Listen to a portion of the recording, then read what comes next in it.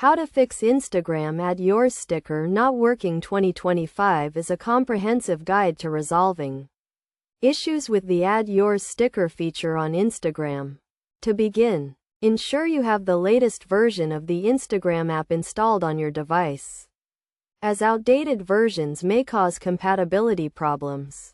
Next, check your internet connection to confirm it is stable and working properly, as a weak or unstable connection can prevent the sticker from functioning. If your connection is stable, proceed to restart the Instagram app, as sometimes a simple restart can resolve the issue.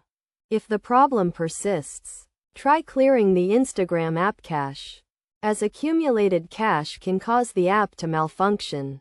To do this, go to your device settings, select the Apps or Application Manager, choose Instagram, and select the Clear Cache option.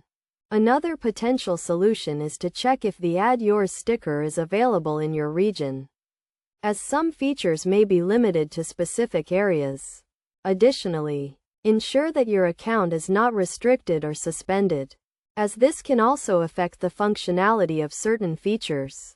Furthermore, try using the Add Yours sticker in a different post or story to determine if the issue is specific to a particular post or if it is a general problem.